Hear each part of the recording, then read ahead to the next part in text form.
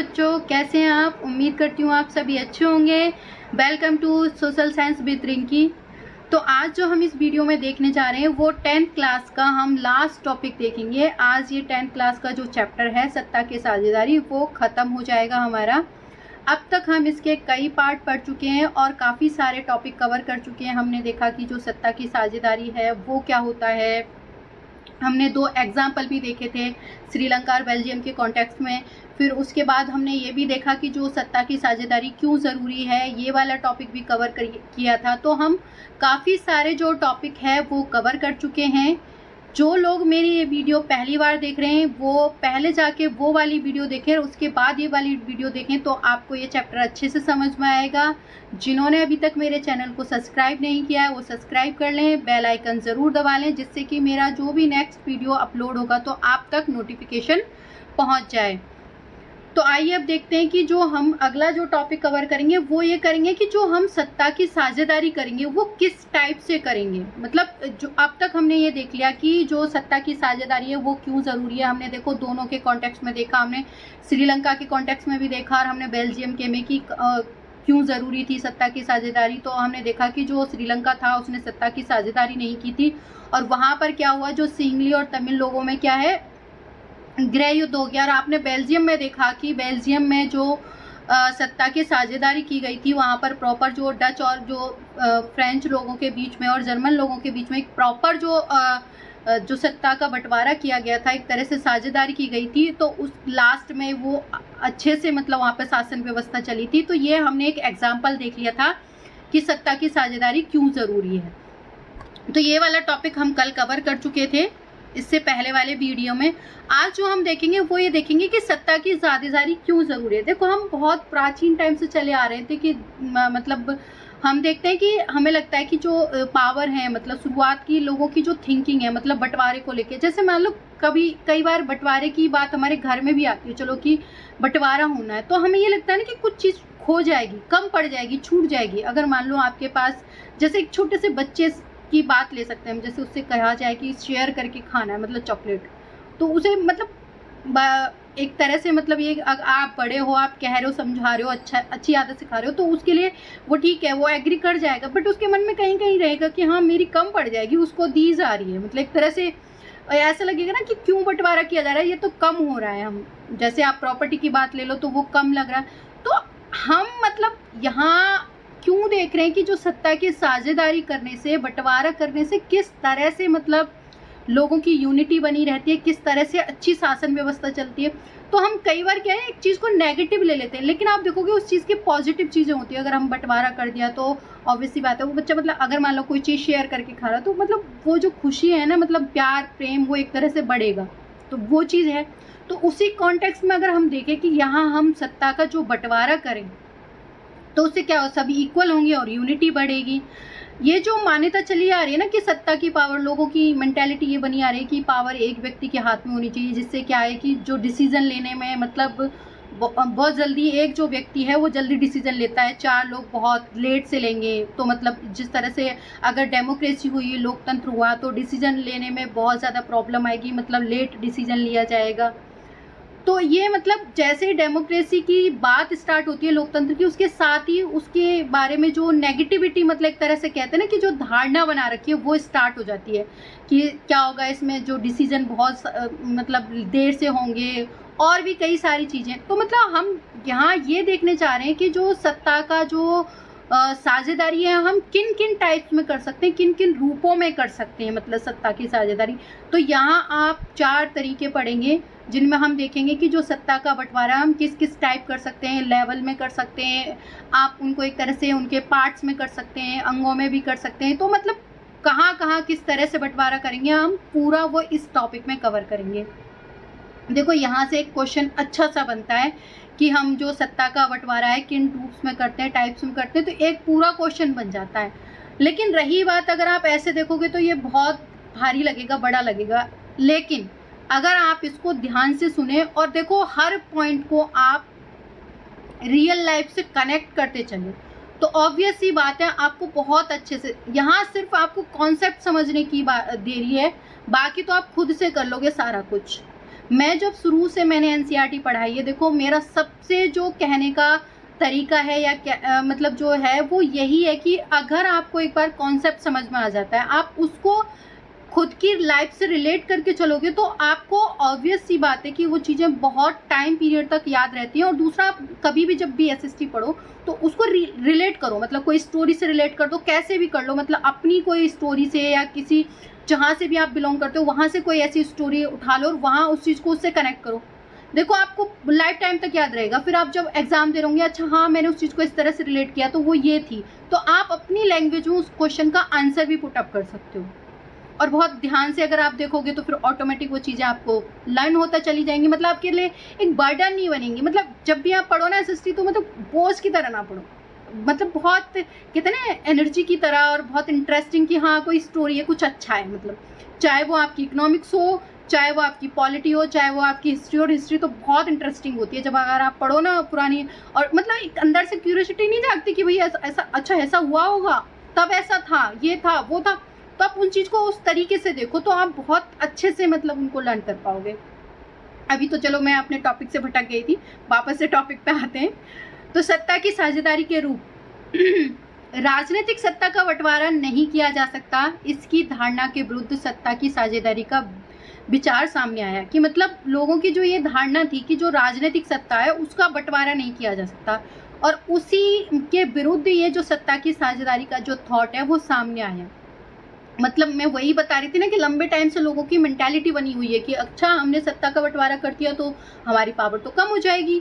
तो ये मतलब ये था ना कि राजनीतिक जो सत्ता है उसका बंटवारा नहीं हो सकता। ये काफ़ी टाइम से, लंबे समय से ये मान्यता चली आ रही है कि सरकार की सारी शक्तियाँ एक व्यक्ति या किसी खास स्थान पर रहने वाले व्यक्ति समूह के हाथ में होनी चाहिए। मतलब लोगों की जो मेंटालिटी है या जो सोच बनी आ रही है वो ये है कि जो पावर है वो तो या किसी एक आदमी के हाथ में होनी चाहिए या किसी एक ग्रुप के हाथ में, मतलब किसी एक व्यक्तियों के समूह के हाथ में होनी चाहिए, जिससे कि मैं वही बात बता रही थी ना कि डिसीजन लेने में मतलब कोई देरी ना हो। तो उनकी थिंकिंग क्या है कि वो ये कहना चाहते हैं कि जो लोकतंत्र है या डेमोक्रेसी है या पावर की शेयरिंग हो जाएगी तो ज़्यादा लोग जो डिसीजन है वो देर से लेंगे।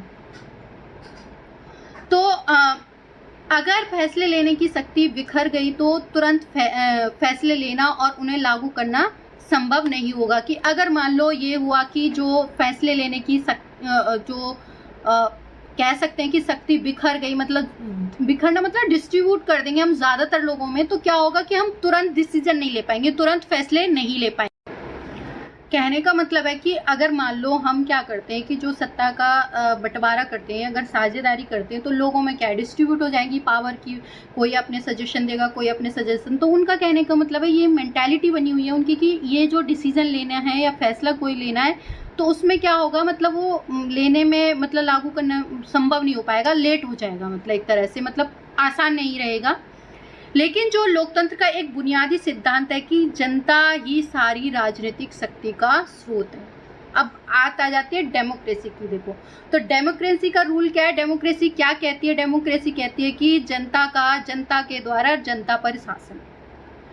तो डेमोक्रेसी जो है हमारी या लोकतंत्र है उसका ये एक बेसिक जो है वो आपका बेसिक जो एक कह सकते हैं प्रिंसिपल है कि जनता ही सारी जो पावर है या कह सकते हैं जितनी पॉलिटिकल पावर्स हैं वो किस में निहित हैं, जनता में।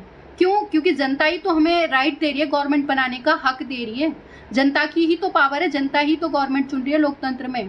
तो ऑब्वियस सी बात है पावर किसके हाथ में, जनता के हाथ में। तो इसमें क्या होता है कि अगर हम ये देखते हैं कि जो राजनीतिक शक्ति का स्रोत की मतलब हमें जो पॉलिटिकल पावर कहाँ से मिल रही है, जनता से मिल रही है, तो हम क्या कर सकते हैं कि जो इसमें लोग स्वशासन की संस्थाओं के माध्यम से अपना क्या करें, शासन चलाएं। कि मतलब यहाँ जो शासन चलाने का जो राइट है किसको ही होना चाहिए, जनता को ही होना चाहिए, क्योंकि उसी से क्या है आपको पॉलिटिकल पावर मिल रही है और वही क्या है इसको चलाने का उसको राइट होना चाहिए। एक अच्छे लोकतांत्रिक शासन में समाज के विभिन्न समूह उनके विचारों को उचित सम्मान दिया जाता है। कि अगर एक कोई डेमोक्रेसी या लोकतंत्र बहुत अच्छा है तो वहाँ क्या होगा कि जो भी समाज के जितने भी विभिन्न जो समूह होते हैं उनके जो भी अच्छे अच्छे थॉट्स होते हैं उनको हम क्या करते हैं, रिस्पेक्ट करते हैं, सम्मान करते हैं। और जो सार्वजनिक नीतियाँ तय करने में सबकी जो बातें हैं वो शामिल की जाती है। कि मतलब अगर हम कोई डिसीजन ले रहे हैं, कोई नीति तय कर रहे हैं आपके सार्वजनिक लेवल पर कि मतलब जो सभी के लिए पब्लिकली कोई भी हम कोई रूल्स रेगुलेशंस बना रहे हैं तो उसमें क्या है, हम सबकी बातों को शामिल करते हैं कि सभी के लिए डिसीजन हो रहा है। इसलिए उसी लोकतंत्र शासन को अच्छा माना जाता है जिसमें ज़्यादा से ज़्यादा नागरिक क्या करें, राजनीतिक सत्ता में उनकी हिस्सेदारी हो। तो मतलब ये कहने का मतलब है कि हम उस डेमोक्रेसी को अच्छा मानेंगे या उस लोकतंत्र को अच्छा मानेंगे जिसमें ज़्यादा से ज़्यादा वहाँ की पब्लिक का क्या हो, इन्वॉल्वमेंट हो, वहाँ के जो सिटीजन्स हैं, नागरिक हैं, उनका इन्वॉल्वमेंट पॉलिटिकल पावर में मतलब उनका हिस्सेदारी हो, उनका इन्वॉल्वमेंट हो। तब वो क्या है, वो सबसे अच्छी लोकतंत्र होगा। क्यों? क्योंकि जब सभी मतलब अपने जो रूल्स रेगुलेशंस हैं या अपने राइट्स हैं, ड्यूटीज़ हैं, उनके प्रति अवेयर होंगे तो वो एक अच्छा लोकतंत्र स्थापित होगा।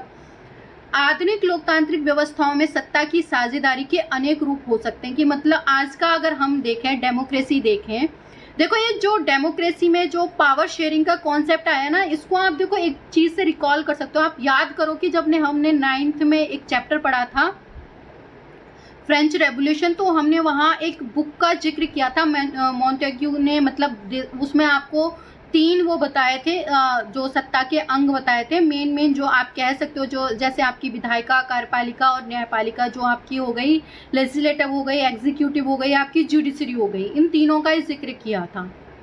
थोड़ा याद करो कि मतलब, और इसी तरह से जो आपके इन अंगों में क्या किया है, सत्ता का एक तरह से साझेदारी करिए या कह सकते हैं उस कॉन्टेक्स्ट में कि विकेंद्रीकरण किया है, सत्ता का बंटवारा किया है एक तरह से। तो याद करो कि उन्होंने किस तरह से बांटा हुआ है। अब इन तीनों में जिस तरह से आप देख सकते हो कि ये जो कहते हैं ना आधुनिक लोकतंत्र की एक नींव है बहुत अच्छी वाली, कि जहाँ मतलब आप कह सकते हो कि जो आधुनिक लोकतंत्र है वहाँ पर ये 3 जो कॉन्सेप्ट की जो गवर्नमेंट है वो रखी जाती है। और शुरुआत में जो वहाँ पर फ्रांस में जो गवर्नमेंट का वो किया था वो इन्हीं के बेस पे किया था। अब ये जो 3 की मीनिंग मैं बता देती हूँ कि जो आपका जुडिशरी है वो लेजिस्लेटिव है, जिसे हम विधायिका कहते हैं, वो हमारा कानून बनाने का काम करती है। दूसरा होता है हमारी एग्जीक्यूटिव, जिसे हम कार्यपालिका होती है, उसे हम क्या करते हैं कि जो हमारे कानून लागू करती है। और जुडिशरी क्या होती है, वो इन दोनों को देखती है, जो न्यायपालिका की, इन दोनों ने जैसे विधायिका ने कानून ठीक से बनाया है या नहीं बनाया है, ये इसको देखना कि वो संविधान के अनुरूप है या नहीं है। तो ये ड्यूटी किसकी बनती है, जुडिशरी की, न्यायपालिका की। और जो कार्यपालिका जो कानून लागू कर रही है, इम्प्लीमेंट कर रही है, एग्जीक्यूट कर रही है, उसमें कहीं कोई मिस्टेक तो नहीं है, कुछ गलती तो नहीं है, ये काम भी क्या है, न्यायपालिका। तो आप यहाँ देख रहे हो एक तरह से जो पावर है उसका जो डिस्ट्रीब्यूशन हो रहा है, मतलब हर पार्ट में मतलब बंटवारा कर दिया कि ये तुम्हारी पावर है, एक तुम्हारी पावर है। लेकिन इसमें आप ये नहीं देख पा रहे हो कि कौन सबसे ज़्यादा सुपीरियर है। मतलब देखोगे आप, पावर का बंटवारा हुआ, डिस्ट्रीब्यूट हुआ, लेकिन सब अपने लेवल पर ठीक है उनकी पावर। मतलब वो किसी को एक दूसरे पे मतलब वो एक तरह से कह सकते हैं कि उस पर प्रेशर नहीं कर रहे हैं, एक तरह से अपने जो पावर के दायरे में रह के वर्क कर रहे हैं। मतलब किसी का दबाव नहीं है एक दूसरे पे पावर का। ये इस तरह से भी बंटवारा है। हम और भी पढ़ेंगे, ये तो अभी मैंने जो 3 आपको पार्ट्स बता दिए, जो इनका मीनिंग भी ज़रूरी था जानना आपको। मैं इसलिए बता रही हूँ कि जब भी आप देखो, जब भी कोई चैप्टर पढ़ो तो उनको है ना, मतलब स्टोरी के थ्रू पढ़ो, जिससे कि आपको ना बहुत टाइम तक, अब देखो 9th की बात अब रिकॉल करोगे, कुछ को तो याद होगा, कुछ को शायद नहीं होगा, उन्हें ये भी नहीं पता होगा कि अच्छा 9th में फ्रेंच रेवोल्यूशन था। और ये बात है क्योंकि हम बस एक जब रट्टाफिकेशन चलता है ना, तब यही होता है। आइए वापस आ जाते हैं चैप्टर पे। तो कई टाइप हो सकते हैं, मतलब कई लेवल्स में हम डिस्ट्रीब्यूट कर सकते हैं इसको, लोकतंत्र का जो हम कह सकते हैं सत्ता के साझेदारी को कई टाइप्स में। तो शासन के विभिन्न अंग, अब देखो यहाँ हम जो लेवल की बात नहीं कर रहे हैं, हम अंग की बात कर रहे हैं। इधर आ जाओ, ये क्या है, शासन के विभिन्न अंग हैं। ये तीनों जो जिन अंगों की मैंने बात करी, कौन कौन सी, विधायिका, कार्यपालिका, न्यायपालिका, ये हमारे जो गवर्नमेंट है, आपने देखे होगा इसी अंग के बेस पे जो इंडिया की गवर्नमेंट भी वर्क करती है। और सबसे खास बात बताऊं इंडिया की, आप कहोगे कि मैडम कौन सी शासन व्यवस्था है इंडिया में, तो ऑब्वियसली हम किसी पर्टिकुलर एक शासन व्यवस्था का नाम नहीं लेते। हमारे यहाँ संसदीय व्यवस्था भी है, संघात्मक भी है, और भी हमारी जो सारी जो व्यवस्थाएं बहुत सारी हमने अदर कंट्रियों से कह सकते हैं ना, जो कहते हैं ना उधार का संविधान, उस टाइप वही है हमारा। और बहुत सारी हम जो चीज़ अच्छी लगी हमें, जिस संविधान से जो शासन व्यवस्था जिस टाइप की अच्छी लगी, हमने एक्सेप्ट कर ली। तो ये भी टाइप हमारे इंडिया में है, ये कॉन्सेप्ट भी है हमारे यहाँ पे। और ये जो कॉन्सेप्ट है वो एक तरह से फेडरलिज्म में है, जिसे हम संघवाद कहते हैं। कि संघवाद का जो अभी सेकंड चैप्टर आएगा उसमें हम डिटेल में पढ़ेंगे संघवाद के बारे में। ठीक है, आ जाते हैं वापस। मैं थोड़ा टॉपिक से भटक जाती हूँ, थोड़ा आगे चली जाती हूँ। ठीक है, वापस आ जाते हैं। शासन के विभिन्न अंग जैसे विधायिका, कार्यपालिका, न्यायपालिका के बीच सत्ता का बंटवारा रहता है। कि मतलब ये तीनों क्या है, शासन के अंग, और इनके बीच क्या है, सत्ता का बंटवारा रहता है। देखो यहाँ पावर बटी है, लेकिन आगे देखते हैं कि किस तरह से। इससे हम सत्ता का क्षैतिज वितरण कहते हैं। देखो क्षैतिज का मतलब, यहाँ क्षैतिज वितरण से मतलब है कि यहाँ मतलब आप किसी एक को हायर लेवल से फिर लो लेवल नहीं कर रहे हो। यहाँ एक तरह से आप क्षैतिज वितरण कर रहे हो, मतलब सभी क्या है, इक्वल है, मतलब सभी बराबर का ही कर रहे हैं। मतलब एक दूसरे पर आप देख रहे हो कि मतलब एक दूसरे को देख रहे हो, और बस आप अपनी पावर आप अपने दायरे में यूज कर रहे हो एक तरह से। तो यहाँ क्या कर रखा है हमने, पावर का किस तरह से डिस्ट्रीब्यूशन कर रखा है, क्षैतिज रूप से डिस्ट्रीब्यूशन कर रखा है। क्योंकि इसमें सरकार के विभिन्न अंग एक ही स्तर पर रह करके, मतलब उनका लेवल एक ही है, किसी का छोटा या बड़ा स्तर नहीं है कि भाई जैसा आप कह सकते हो कि नहीं विधायिका तो ऊपर के लेवल पे, उससे नीचे कार्यपालिका आती है। नहीं, दोनों का लेवल अलग है, बस हाँ काम अलग अलग है। वो कानून बना रही है, वो उसको एग्जीक्यूट कर रही है। जब कानून बनाएगी तो उसमें कार्यपालिका इंटरफेयर नहीं करेगी, जब कार्यपालिका उनको लागू करेगी, एग्जीक्यूट करेगी, तो उसमें विधायिका इंटरफेयर नहीं करेगी। मतलब सब अपने दायरे में रह के जो वर्क कर रहे हैं ये तीनों अंग, ये इसका क्या है, सत्ता का क्षैतिज वितरण है। ठीक है,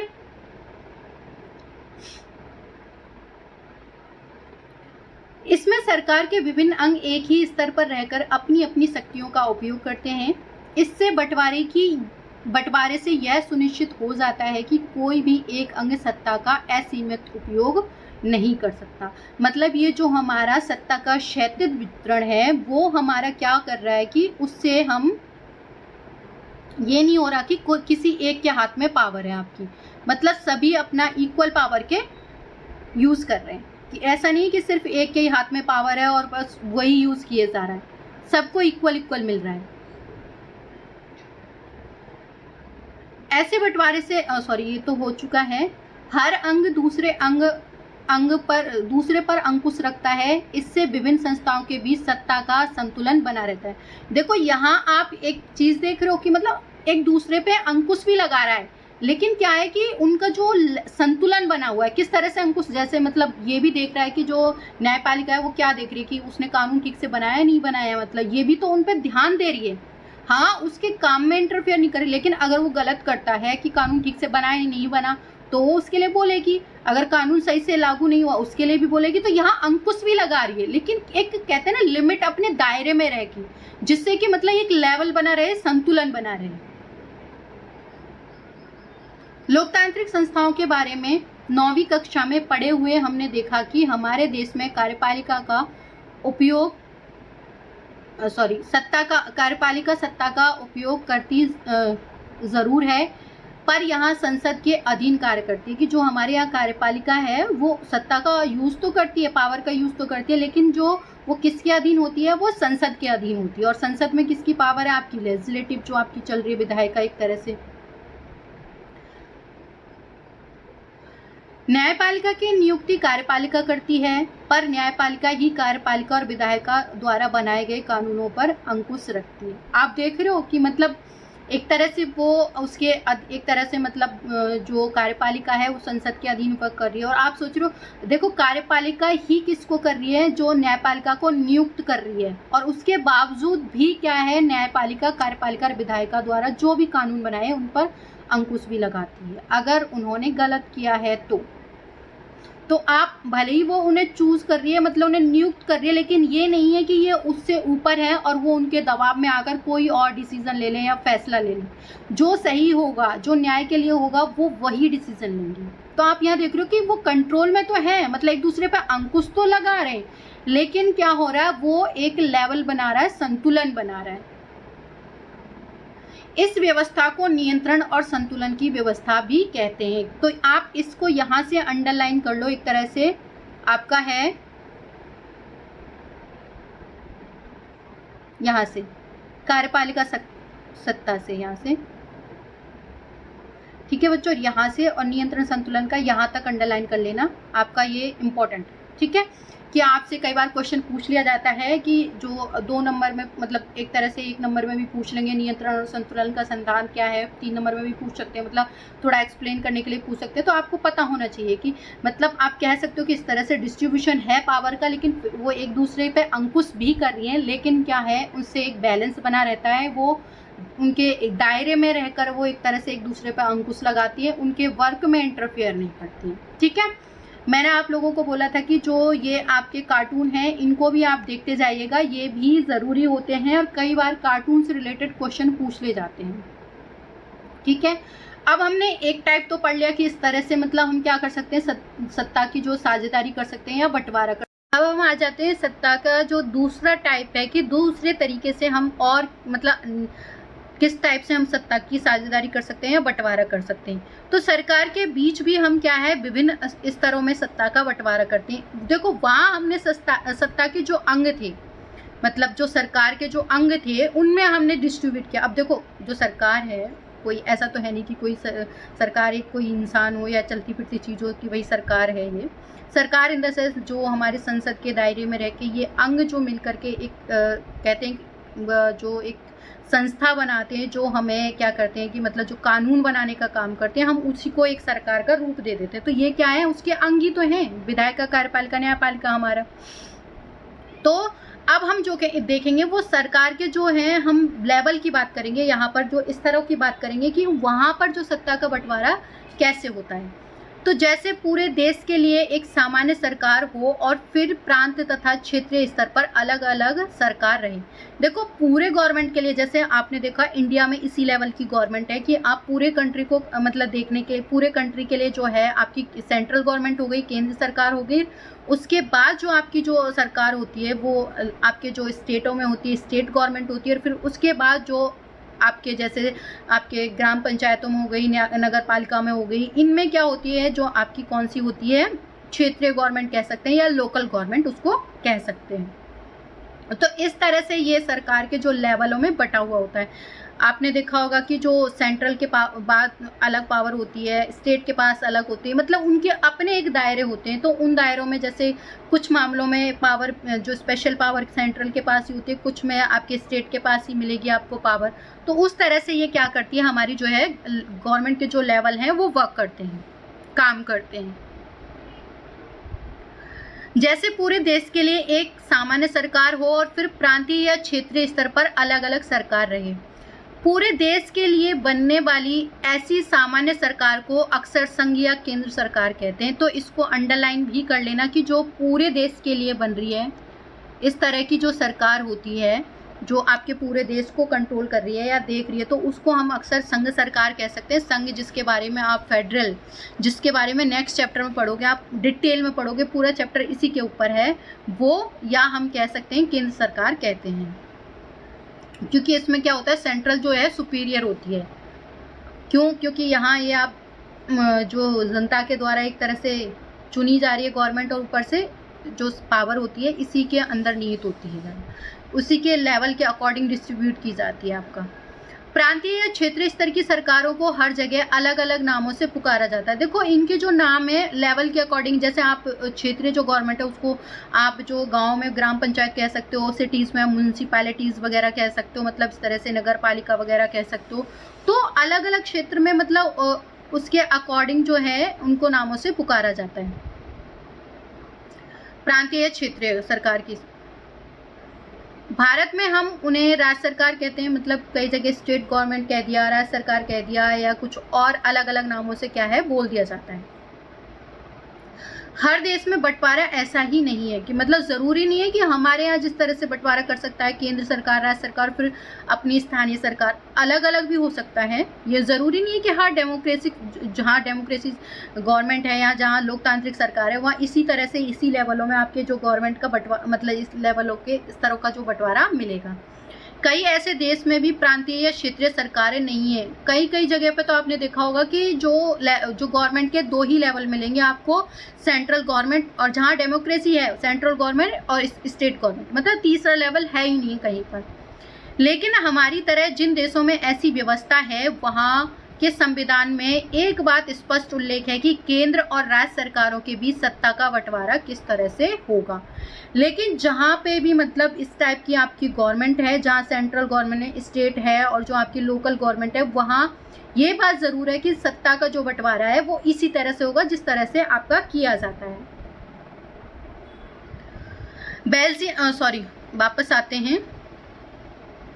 बेल्जियम में तो यह काम हुआ कि श्रीलंका में नहीं हुआ। मतलब आप कह सकते हो कि जो सत्ता का बंटवारा हुआ वो बेल्जियम में तो हुआ ये काम, लेकिन क्या है, श्रीलंका खुद को एक तरह से कह तो डेमोक्रेसी रही कि हम डेमोक्रेटिक गवर्नमेंट हैं, लेकिन आपने देखा कि वहाँ इस तरह से बंटवारा नहीं हुआ। वहाँ जो सीधी पावर है वो किसको दे दी, सिंगलास को दे दी थी। वहाँ सिंगली जो थे उनके हाथ में पूरी पावर थी। हालांकि उनके हिसाब से तो वहाँ पर मतलब गवर्नमेंट चूज़ की गई थी, तो चूज़ किया जब वहाँ जो मेजॉरिटी में आप देख रहे हो कि सिंगली हैं, तो आप तुम वोट डलवा लो, कुछ भी कर लो, गवर्नमेंट तो उनकी बननी, चाहे वो आपके जो तमिल उनको वोट दें या ना दें, क्या फ़र्क पड़ना है, गवर्नमेंट उन्हीं की बननी थी। पर श्रीलंका में नहीं हुआ। मतलब जो बेल्जियम में तो गवर्नमेंट बनी, लेकिन श्रीलंका में ऐसा नहीं हुआ। राज्य सरकारों के नीचे के स्तर की सरकारों के लिए भी ऐसी ही व्यवस्था हो सकती है। मतलब जो राज्य सरकार है या जो उससे नीचे के लेवल है, उसमें भी ये व्यवस्था हो सकती है कि वो इस तरह से क्या है, अपनी सत्ता का क्या करें, डिस्ट्रीब्यूशन करें या बंटवारा करें। जैसे उनके नीचे के स्तर आपके नगर पालिका हो गई, पंचायतें हो गई, ऐसी इकाइयाँ होती हैं। उच्चतर और निम्नतम स्तर की सरकारों के बीच सत्ता के ऐसे बंटवारे को ऊर्ध्वाधर वितरण कहा जाता है। तो इसको हम क्या कह सकते हैं, जैसे आपका हॉरिजॉन्टल हो गया, ये आपका जो आप एक तरह से ये आपका वर्टिकल हो गया। मतलब इन द सेंस यहाँ आप लेवल देख रहे हो, लेवल एक मिनट, जैसे आपने टॉप में रख दिया केंद्र सरकार, ठीक है, फिर ये इससे पावर ले रहा है आपका स्टेट, राज्य ले रहा है, फिर इससे पावर आपका कौन सा ले रहा है, आपकी जो लोकल गवर्नमेंट है या क्षेत्रीय सरकार है, ये इससे पावर ले रही है। तो यहाँ क्या है, ये जो सत्ता का बंटवारा है ना, कि एक मतलब सुपीरियर से पावर नीचे आ रही है, फिर नीचे आ रही है, जो लेवल में डिस्ट्रीब्यूट हो रहा है, ये एक तरह से क्या है, जो सत्ता का क्या है, ऊर्ध्वाधर वितरण है आपका, कि बंटवारा की मतलब एक जिसके पास मेन पावर है, फिर उससे नीचे वाली उसमें आ रही है, फिर उससे नीचे ट्रांसफर हो रही है। तो ये किस तरह का तरीका है आपका, ऊर्ध्वाधर। तो इसको आप एक बार से अच्छे से देख लीजिएगा, इससे क्वेश्चन पूछ लिया जाता है कि जो आपके गवर्नमेंट के स्तरों में जो बंटवारा किया जाता है वो एक किस टाइप का है, वन लाइनर में पूछ लिया जाता है कि ऊर्ध्वाधर है या कौन सा वितरण है। ये तो आप याद रखना कि क्षैतिज वितरण कैसे होता है, जो अंगों के बीच में हम क्या कर रहे हैं, सत्ता का बंटवारा, वो तो हमारा क्षैतिज वितरण है, और जो यहाँ पर हम कर रहे हैं वो क्या है, हमारा ऊर्ध्वाधर वितरण है। ठीक है,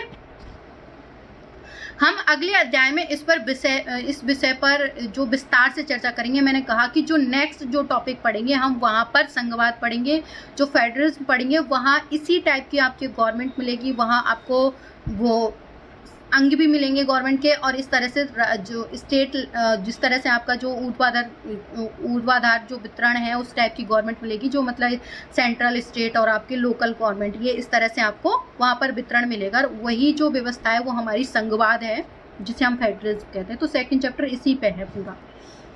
तीसरा जो कॉन्सेप्ट आता है, जो हमने सत्ता के बंटवारे का रखा हुआ है एक तरह से पार्ट जो है, वो है सत्ता का बंटवारा विभिन्न सामाजिक समूह में। कि जो सत्ता का बंटवारा यहाँ हमने अंगों में कर लिया, हमने जो स्तरों में कर लिया गवर्नमेंट के, यहाँ हम क्या कर रहे हैं, सत्ता का बंटवारा सामाजिक समूह में। जैसे आपने नहीं देखा, जो समूह किसी भी आधार पर हो सकते हैं, लैंग्वेज के आधार पर हो सकते हैं, कम्युनिटी के आधार पर हो सकते हैं, किसी भी बेस पर। जैसे हमने जो बेल्जियम और श्रीलंका में देखा कि जो कम्युनिटी गवर्नमेंट बनी हुई थी, आपने देखा था कि जो बेल्जियम में कम्युनिटी गवर्नमेंट बनाई थी कि अलग अलग कम्युनिटी की, जर्मन की अलग होगी और आपका जो डच है उनका अलग होगा, फ्रेंच की अलग गवर्नमेंट बनी हुई। तो वो एक अच्छा एग्जांपल ले सकते हैं हम यहाँ पर, किसका, जो सामूहिक जो सत्ता का बंटवारा है, एक तरह से जो सामाजिक समूह का बंटवारा है, उसमें हम उसको रख सकते हैं। ठीक है, तो वहाँ किस बेस पे था, वहाँ लैंग्वेज के आधार पर था। सत्ता का बंटवारा विभिन्न सामाजिक समूह मसलन भाषाई या धार्मिक समूह के बीच भी हो सकता है कि मतलब धार्मिक समूह के बीच में भी ये बंटवारा, जैसे वहां पर तो सिर्फ लैंग्वेज के आधार पर था, ये धर्म के आधार पर भी हो सकता है कई जगह। बेल्जियम में सामुदायिक सरकार इस व्यवस्था का एक अच्छा उदाहरण है कि ये मैंने भी आपको अभी बताया था कि यहाँ एग्जाम्पल हम बेल्जियम की जो कम्युनिटी गवर्नमेंट थे या जो सामुदायिक सरकार है उसका हम एक एग्जाम्पल ले सकते हैं।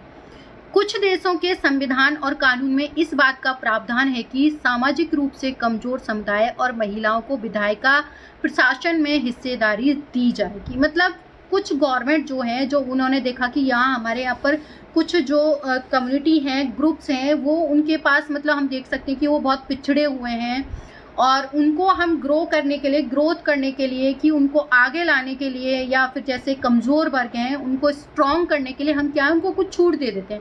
जैसे आपने इंडिया में भी देखोगे कि जो महिलाएं हैं उनको जो पंचायत वगैरह जो होते हैं उनमें 33% जो आपका पंचायती राज व्यवस्था वगैरह होती है इनमें 33% छूट उनकी रिजर्व की जाती है। कुछ जो SC ST वगैरह इनके लिए सीटें रिजर्व की जाती हैं।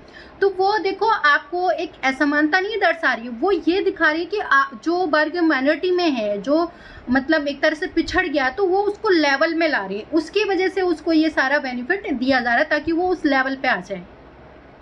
महिलाओं के लिए भी यही होता है, विधायिका और प्रशासन में हिस्सेदारी दी जाए। पिछले साल हमने अपने देश में प्रचलित आरक्षित चुनाव क्षेत्र वाली ऐसी व्यवस्था के बारे में पढ़ा था कि मतलब हमारी जो गवर्नमेंट है वो इस टाइप की आरक्षित जो गवर्नमेंट है, जैसे कई जगहों से जो आपका देखो लोकल लेवल पर कह सकते हैं कि यहाँ से SC की सीट है, यहाँ से SC की है, यहाँ से ST की है, मतलब इस तरह से यहाँ से महिला की सीट है। तो इस तरह से सीटें रिजर्व की जाती हैं उनको, ताकि उनकी भी उसमें क्या है हिस्सेदारी बनी रहे। इस तरह की व्यवस्था विधायिका और प्रशासन में अलग अलग सामाजिक समूह को हिस्सेदारी देने के लिए की जाती है ताकि लोग खुद को शासन से, ताकि वो जो माइनॉरिटी में लोग हैं वो खुद को अलग ना समझे, क्योंकि अगर वो जो माइनॉरिटी में है पावर मेजोरिटी की आएगी तो वो फिर खुद को अलग थलग मानेंगे। अगर उनकी चीज़ों पे आप ध्यान नहीं दोगे, उनको ऐसा फील नहीं कराओगे तो वो तो खुद को, जैसे आपने देखा श्रीलंका में ऐसा ही तो हुआ था, बाद में वो लोग आतंकवादी का एक ग्रुप बन गया था वो, तो उसका परिणाम देखो क्या निकला, गृह युद्ध तो हुआ ही हुआ था। वो एक पूरी जो कम्युनिटी थी वो एक तरह से आतंकवाद का रूप ले लिया था उन्होंने। अल्पसंख्यक समुदाय में भी इसी तरीके से सत्ता में उचित हिस्सेदारी दी जा सकती है। ये मैंने आपको अभी एग्जांपल दे दिया कि किस तरह से सामाजिक विविधताओं को शासन में भागीदारी देने के लिए, जो सामाजिक विविधताएं जो हमारे यहाँ पर हैं को शासन में भागीदारी देने के लिए क्या किया है, अलग अलग तरीकों से, जो हम कई इकाइयों में क्या है, सेकंड जो इकाई है उसमें हम देखेंगे कि किस तरह से मतलब उनको अलग अलग तरीके से पावर में मतलब हिस्सेदारी एक तरह से सत्ता का जो बंटवारा किया जाता है, वो पूरा सेकंड चैप्टर में आपको पढ़ा जाएगा। यहाँ फोर्थ जो पार्ट है आपका वो देख रहे हैं कि सत्ता के बंटवारे का एक रूप हम विभिन्न प्रकार के दबाव समूह और आंदोलनों द्वारा शासन को प्रभावित और नियंत्रित करने के तरीके में भी लक्ष्य कर सकते हैं। तो ये हमने देखो, हमने गवर्नमेंट जो एक तरह से अंग के बारे में पढ़ लिया था कि वहाँ सत्ता का बंटवारा कैसे हो रहा था, हमने स्तरों में भी देख लिया कि सत्ता का बंटवारा कैसे हो रहा था, हमने जो एक सामाजिक समूह है उस टाइप में भी हमने सत्ता का बंटवारा। अब हम यहाँ देखेंगे प्रेशर ग्रुप्स, जो आपके दबाव समूह है उनके बारे में देखेंगे। तो ये जो प्रेशर ग्रुप है हम उनको एक तरह से इंटरेस्ट जो समूह भी कह सकते हैं, इंटरेस्ट ग्रुप भी कह सकते हैं। जैसे मतलब एक अच्छा सा एग्जांपल लेते हैं, जैसे हमारे जितने भी जो हमारे जैसे यूनियन बने हुए होते हैं ना, हर उस डिपार्टमेंट में अलग अलग, जैसे आपका जो एजुकेशन यूनियन ही ले लो, आपके फैक्ट्री के वर्कर्स वाला ले लो, उनका यूनियन हो गया, जैसे आप बस यूनियन, कोई और मतलब जिस भी तरह से मतलब ऐसे जो हमारे हर जो उसके यूनियन बने हुए होते हैं, तो जब उनसे रिलेटेड कोई आपका, जैसे आप ले सकते हो बिजनेस वाले यूनियन भी बना के रखते हैं, तो उनका जब आप कोई बात मतलब उन्हें फॉलो करनी है या फिर किसी चीज़ के फेवर में आना है तो वो अपनी बात रख रहे हैं, तो वो एक तरह से दबाव समूह है, मतलब वो इंटरेस्ट ले रहे हो, एक तरह से आपका जो है इंटरेस्ट ग्रुप हो गए। उसके बाद वो उस चीज़ को लेके, जैसे मान लो कोई चीज़ उन्हें उस तरह से सरकार के सामने रखनी है, तो वो एक तरह से क्या है, सरकार को प्रेशर कर रहे हैं इस चीज़ के लिए कि भाई ये चीज़ गलत है, इस तरह से रखी जाए। तो प्रेशर ग्रुप बन गए आपके। और बाद में जब ये प्रेशर ग्रुप जब इस चीज़ को, उसकी बात नहीं मानी जाती है, उसकी उन पे जो उन्होंने अपनी बातें रखी, मांगे रखी, डिमांड रखी, जो नहीं फॉलो की गई, तो वो एक तरह से वो जो ग्रुप है वो एक आंदोलन, जो उनके द्वारा जो मतलब विरोध किया जाता है, वो एक आंदोलन बन जाता है। तो ये शासन व्यवस्था क्या है, इसी चीज़ों से कंट्रोल की जा सकती है कि मतलब वो इफ़ेक्ट कर रहे हैं, प्रभावित कर रहे हैं, कंट्रोल नियंत्रित कर रहे हैं, दूसरा फिर वो आंदोलन भी कर रहे हैं। तो इसी बेस पे, इसी कॉन्सेप्ट पे हमारा जो ये प्रेशर ग्रुप है या दबाव समूह है वो वर्क करता है। और देखो ये जो हमारा प्रेशर ग्रुप होता है ये बहुत इंपॉर्टेंट होता है, इसका होना भी ज़रूरी है। प्रेशर ग्रुप से ही हमारी आपकी देखोगे पार्टियां वर्क करती हैं। अगर प्रेशर ग्रुप नहीं होगा तो पार्टियां वर्क नहीं करेंगी। आपको सही गलत या सारी चीज़ें कौन बताएगा, कौन प्रेशर करेगा उन चीज़ों के लिए, किसी चीज़ को फोकस करने के लिए, वर्क करने के लिए। तो ये प्रेशर ग्रुप ही मतलब इन चीज़ों को आप कह सकते हो डेवलपमेंट का एक हिस्सा होती है प्रेशर ग्रुप भी। तो ये भी ज़रूरी है गवर्नमेंट के लेवलों पे, या हम कह सकते हैं कि इनकी भी सरकार में या गवर्नमेंट में एक तरह से हिस्सेदारी होती है। आगे और पढ़ लेते हैं इसको। सत्ता के बंटवारे का एक रूप हम विभिन्न प्रकार के दबाव समूह और आंदोलन द्वारा शासन को प्रभावित और नियंत्रित करने के तरीके में भी लक्ष्य कर सकते हैं कि ये क्या करते हैं कि मतलब अपने आंदोलन से शासन को प्रभावित करती है, नियंत्रित करती हैं। लोकतंत्र में लोगों के सामने सत्ता के दावेदारों के बीच चुनाव का विकल्प जरूर रहना चाहिए कि मतलब जो जितने भी चुनाव के दावेदार हैं, जो पार्टियां हैं, उनके बीच चुनाव का विकल्प रहना जरूरी है। मान लो आपके सामने कोई चॉइस ही नहीं है, एक ही पार्टी है, तो क्या होगा, मतलब ना तो उसके बारे में आपको सही गलत कुछ पता ही नहीं चलेगा। जो भी कर रहा है सही कर रही है वो गवर्नमेंट, क्यों? क्योंकि उसमें तो कोई कॉन्टेक्स्ट में कोई खड़ा ही नहीं है ना दूसरा, मतलब उसमें तो खड़ा ही नहीं है उसके अपोजिट। हमें फिर गवर्नमेंट के उसमें बोलेगा कौन विरोध में कि आप देखोगे हम अपने में इतना खो जाते हैं, अपने डेली रूटीन लाइफ में या अपने काम में। हर कोई देखो अपने से, मतलब आज के टाइम में मतलब न्यूज़ भी देखो ना, घर में ये बोला जाता है, अच्छा ये न्यूज़ मतलब ये क्यों सुन रहे हो, इन नेताओं को क्या रखा है इनसे, इनका काम ही है ये लाइन हम जर्नली यूज़ करते हैं अगर हम उसमें इंटरेस्ट नहीं लेते हो। लेकिन क्या होते हैं, वही जो पार्टियां होती है, जो आपके अपोजिट वाले होते हैं, वही आपको फोकस करवाते हैं उन कमियों पे जो डेवलपमेंट नहीं हो रही। वो देखो एक दूसरे की कमी खोद के निकालेंगे। अच्छा इसने ये किया, इसने वो किया, इसने ये नहीं किया, इसने वो नहीं किया, तो वो खुद ही एक दूसरे की निकाल रही होती है। उससे क्या है, फ़ायदा तो हमारा होगा ना कि वो निकालेंगे। हाँ, उस गवर्नमेंट ने जो अच्छा काम नहीं किया उसे वो कहेंगे ना कि ये नहीं किया, तो ऑब्वियस सी बात है बाद में उसके लिए बोला जाएगा कि तुम इस पर फोकस करो। तो हमने वो काम नहीं किया, हमने ध्यान ही नहीं दिया, हम तो अपने में इतना बिजी हो गए कि हमने उस चीज़ को फोकस ही नहीं किया। ये क्या कर रहे हैं, उन चीज़ों को उजागर करने में हमारी हेल्प कर रहे हैं। तो ये चॉइस होनी चाहिए हमारे सामने, विकल्प होने चाहिए। ये नहीं कि एक ही डर रहे कि गवर्नमेंट और बस वही, और जिसे हमें पता भी ना हो कि सही क्या है गलत क्या है। समकालीन लोकतांत्रिक व्यवस्था में यह विकल्प विभिन्न पार्टियों के रूप में उपलब्ध होता है कि हमारे पास जो व्यवस्था है उसमें तो आपने देखा होगा बहुत सारी पार्टियां हैं, एक दूसरे की टांग खींचने में ही लगे रहते हैं। पार्टी सत्ता के लिए आपस में प्रतिस्पर्धा रहती है हमेशा। जो पावर में आने के लिए दोनों में प्रतिस्पर्धा मतलब कंपटीशन बना रहता है, एक दूसरे की खिंचाई कर रहे होते हैं कि अच्छा इसने यहाँ ऐसे कर दिया, वहाँ घोटाला कर दिया, वहाँ इधर घोटाला कर दिया, यही चलता रहता है। पार्टियों की यह आपसी प्रतिद्वंद्विता ही इस बात को सुनिश्चित कर देती है कि सत्ता एक व्यक्ति या समूह के हाथ में ना रहे। जो ये पार्टियों के बीच यही वाला जो कंपटीशन है ना, वो ये सुनिश्चित कर देता है कि जो पावर है वो कभी एक इंसान के हाथ में या एक ग्रुप के हाथ में नहीं होनी चाहिए। वो क्या है, बदलती रहनी चाहिए। क्यों, अगर एक के पास हो जाएगा तो फिर तो वो लालची हो जाएगा ना, फिर वो अपने अकॉर्डिंग काम करेगा और उसके बाद उसके पास जब हमारे पास चॉइस नहीं है दूसरी चुनने की, तो जो कहेगा वो करना पड़ेगा, हमें वही फॉलो करना पड़ेगा। अच्छा क्या बुरा क्या, फिर हमें तो ये भी नहीं पता।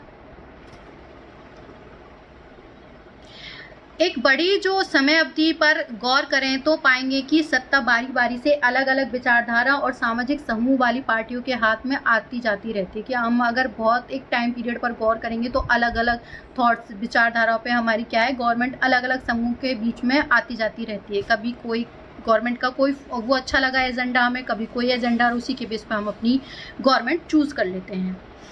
कई बार सत्ता की यह भागीदारी एकदम प्रत्यक्ष दिखाती है, क्योंकि या दो या अधिक पार्टियां मिलकर चुनाव लड़ती हैं। कई बार आपने देखा होगा कि कई बार जैसे मान लो दो जो पार्टियां हैं उन दोनों को ही मतलब पावर नहीं मिली, या जो एक तरफ से कह सकते हैं कि वो दोनों ही गवर्नमेंट नहीं बनाने के काबिल नहीं है, मतलब उनको इतना मतलब वोट नहीं मिला है, तो क्या है वो मिलकर भी गवर्नमेंट बनाती है, और जिसे हम गठबंधन की सरकार कहते हैं।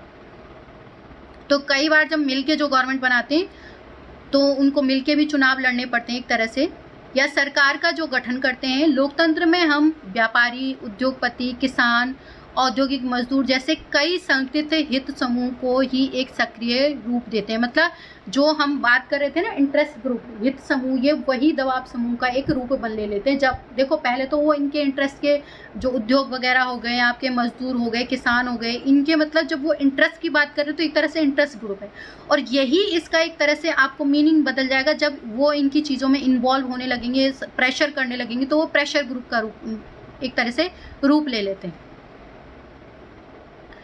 सरकार की विभिन्न जो समितियों में सीधी भागीदारी करके या नीतियों पर अपने, या तो ये डायरेक्ट पार्ट लेते हैं, या फिर अपनी जो नीतियों पर अपने जो सदस्य वर्ग हैं उनके लाभ से क्या करते हैं, ये प्रेशर करेंगे कि मगर मान लो कोई इनकी बात इनके मतलब एक अकॉर्डिंग ना हो, या हम कह सकते हैं कि इनका कुछ नुकसान हो रहा है एक तरह से, कोई नीति लागू करने में गलती की है, कुछ भी है मतलब जो चीज़ गलत है, तो उसके लिए क्या करेंगे, एक तरह से ये जो हित समूह है वो सक्रिय हो जाएंगे, और फिर जब सक्रिय हो जाएंगे तो वो अपनी जो विभिन्न जो कम्युनिटी बनाई समिति, या तो उससे डायरेक्ट उसमें हिस्सेदारी लेंगे, या फिर ये क्या करेंगे एक प्रेशर ग्रुप बनाकर उससे क्या है दबाव करेंगे। ये समूह भी सत्ता में भागीदारी रखते हैं। इकाई जो 3rd है, मतलब तीसरे चैप्टर में हम इन राजनीतिक दल हैं उनकी कार्यप्रणाली पर गौर करेंगे कि पॉलिटिकल पार्टीज कैसे वर्क करती हैं, दबाव समूह क्या होते हैं, प्रेशर ग्रुप्स जो क्या होते हैं, इन सब के बारे में हम 3rd चैप्टर में पढ़ेंगे डिटेल्ड में। तो यहाँ हमने ये जो अपने सत्ता का जो एक तरह से बंटवारा पढ़ लिया था, 4 पार्ट में हमने देख लिए थे कौन कौन से हमारे पार्ट हैं। यहाँ आपका ये चैप्टर ख़त्म हो जाता है। यहाँ से आगे जो इसके क्वेश्चन आंसर हैं ये डिस्कस करने के लिए हम एक अलग वीडियो लाएंगे, उसमें क्वेश्चन आंसर डिस्कस करेंगे। बाकी जो क्वेश्चन आंसर, देखो मैं सारे क्वेश्चन आंसर तो यहाँ डिस्कस नहीं कर सकती हूँ लेंदी, हाँ मैं कुछ इंपॉर्टेंट शॉर्ट आंसर यहाँ पे डिस्कस कर सकती हूँ। और बाकी का जो है आप मेरे टेलीग्राम ग्रुप से, वहाँ से आप PDF ले सकते हैं, वहाँ आज मैं PDF अपलोड कर दूँगी। उसका आपको लिंक जो है मेरे चैनल के डिस्क्रिप्शन में मिल जाएगा, वहाँ से आप लिंक पे जाके वो ज्वाइन कर सकते हो और वहाँ से आप PDF ले सकते हो। पिछले जो भी चैप्टर है उनकी PDF भी आपको वहाँ से मिल जाएंगी, और वहाँ से इसके जो क्वेश्चन आंसर है, lengthy question answer, important question answer, उनका भी आपको वहाँ पे PDF मिल जाएगा। बाकी एक शॉर्ट वीडियो हम उसके लिए भी डाल लेंगे जो आपके शॉर्ट आंसर हैं उसके लिए, क्योंकि आपको थोड़े से जो एक तरह से कह सकते हैं क्वेश्चन पुटअप करने का, थोड़ा उसको एक्सप्लेन भी हो जाएंगे क्वेश्चन आंसर, तो उसका भी हम देख लेंगे। तो ये यहीं तक है इसका। Thank you so much video देखने के लिए, और चैनल को प्लीज़ सब्सक्राइब करें, लाइक करें, शेयर करें। जिनके पास अभी तक जो बच्चे आपके फ्रेंड्स हैं 10th क्लास में हैं, उनको भी देखो अब छुट्टियों में घर पे बैठे हुए हैं तो उनको बेनिफिट हो जाएगा, स्कूल जाएंगे तो वो एक तरह से रिवीजन हो जाएगा उनका उस टाइम पे जाके, तो उनके लिए भी फ़ायदा होगा। तो आप शेयर ज़रूर करें अपने फ्रेंड्स के साथ। और दूसरा, आप बेल आइकन ज़रूर दबा लें, तो जब भी आप ये जो टॉपिक अपलोड होगा आपका जो चैप्टर से रिलेटेड, तो आपके पास नोटिफिकेशन पहुँच जाए। Thank you so much.